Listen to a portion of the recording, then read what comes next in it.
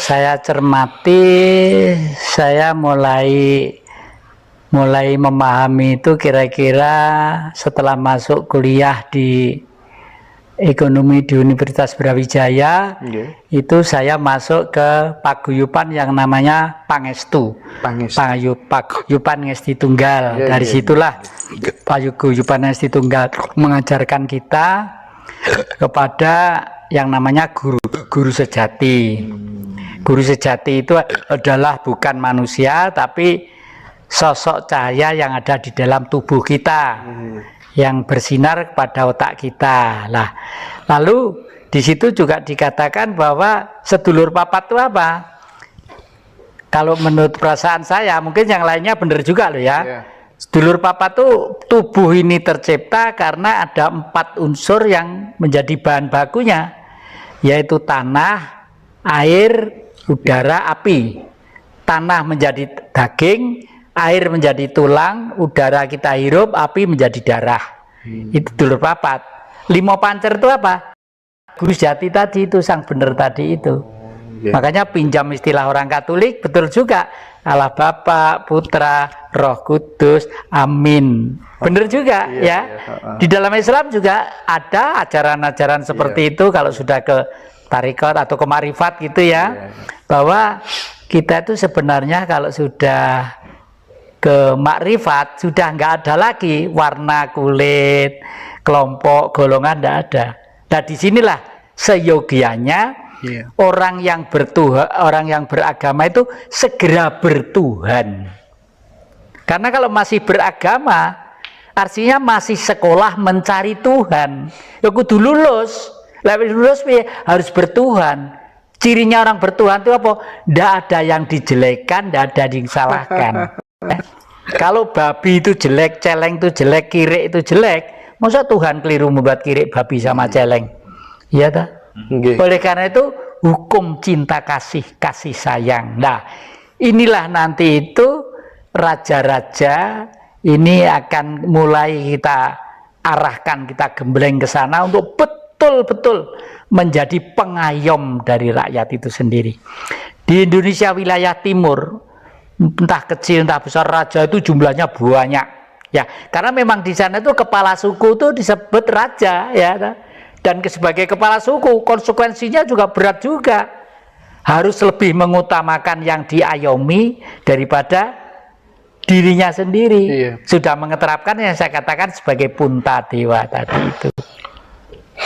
Melihat sejarah perjuangannya yang Jatikusumo melakukan proses kaderisasi terhadap raja-raja, terhadap teman-teman pergerakan mahasiswa dan lain sebagainya, untuk menanamkan atau melakukan internalisasi nilai-nilai Marhen, perjuangan Bung Karno.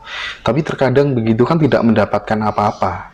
Nah yang mendorong atau meneruskan proses seperti itu kira-kira apa? Apakah hanya sebuah kepuasan batin atau memang tanggung jawab moral yang sangat luar biasa saking cintanya kepada Republik ini? Ini sulit diceritakan ya, karena ya apa ya, getaran hati ini. Misalnya saya suatu saat dimintai adik-adik, entah itu HMI, entah itu PMKRI, entah itu Wisata Hindu dan sebagainya di Padepokan Singosari gitu. Jumlahnya berapa? Anu yang sudah yang nggak usah repot-repot, kita bawa anu sendiri ke sana. Itu masih nggak tega gitu loh saya, masih nggak tega. Cari karena saya tahu di sana itu jauh dari anu kota, jauh dari ini meskipun semua serba lengkap ya, lengkap artinya peralatan lengkap, air juga melimpah gitu. Tapi perasaan itu masih belum bisa untuk ini. Sembuh piye carane ya itu, makanya di sana itu banyak tanda jasa di atas itu, pipet itu ya, karena cindera mata dari macam-macam itu, gitu. Yang banyak saya melihat ya selama saya keliling itu, orang-orang itu sebenarnya banyak yang sakit. Nah disitulah kemudian saya tersentuh gitu ya. Orang kadang mencari obat ke sana kemari, malah tertipu juga banyak dan lain sebagainya dan seterusnya.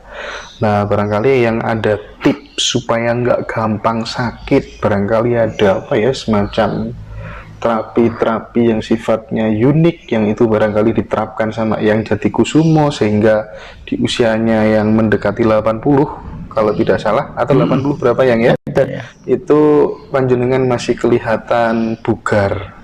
Mungkin bisa ditularkan yang apa sih rahasianya? Rahasia saya itu sederhana saja. Saya itu sebenarnya orang malas melakukan keharusan-keharusan, ya. Karena ini harus ini, harus ini, harus ini, harus. Saya malas melakukan itu. Satu ya. Oleh karena itu saya tiru-tiru leluhur saya. Iya. Leluhur saya dulu itu selalu adaptasi dengan alam semesta secara makro, secara global gitu loh. Kalau pagi, saya kira-kira setelah matahari terbit dari timur, saya mesti keluar.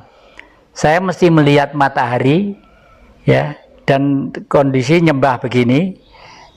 Karena hormat saya, hormat ini, tak, terus tangan saya mesti begini.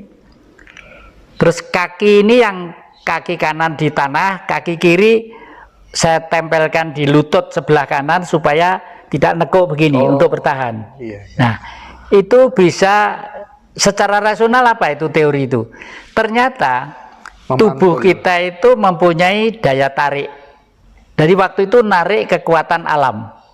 Narik kekuatan alam ke sini. Kalau kaki dua yang ditaruh di tanah, nanti setelah narik kan dia turun lagi kena gravitasi bumi. Kalau begini nanti kuat di sini. Akhirnya simpul saraf, otak, saraf-saraf, kaki-kaki, tangan-tangan tuh masih anu. Nah, kemarin saya coba nulis gitu, ternyata ya enggak. Dan apa ya, saya ngecat kemarin, nanti bisa dilihat. Saya ngecat halus sekali, ngecat patung saya, percantik halus gitu. Loh, kalau orang setua saya kan ngogel gitu, itu enggak itu, enggak itu halus gitu, bagus gitu lah. Itu teori saya seperti itu. Setelah itu saya sadar bahwa Tuhan itu mesti bisa dilihat, pasti bisa dilihat. Kalau Tuhan tidak bisa dilihat, mahanya kurang satu. Tuhan itu maha segala-galanya, ya maha tidak terlihat, ya maha terlihat. Dipegang bisa, saking maha sabarnya, ya di maaf ya di pandemi bangkai, di pandemi ini, di pandemi mayat, pandemi ini, pandemi teletong itu, tetap memberi bunga yang harum, tetap memberi biji-bijian yang dimakan oleh titahnya alam atau bumi. Dan Tuhan itu saya ilmiahkan menjadi sentral titik kurung double plus kurung minus kurung. Titik itu apa? Titik itu Tuhan. Loh, titik kok Tuhan? Tuhan itu apa? Yang ngarang manusia kok. Ya saya boleh dong ngarang, ya toh? Ada Tuhan itu karena ada manusia. Betul. Ya, sapi tidak bisa bilang Tuhan, kebo tidak bisa, gudel tidak bisa, ya toh? Yang bisa hanya manusia. Dewa pun tidak tahu, dewa itu, malaikat itu tidak tahu. Karena statis itu sifatnya ya. Karena terbuat, kalau alam dewa itu hanya terbuat dari api dan udara.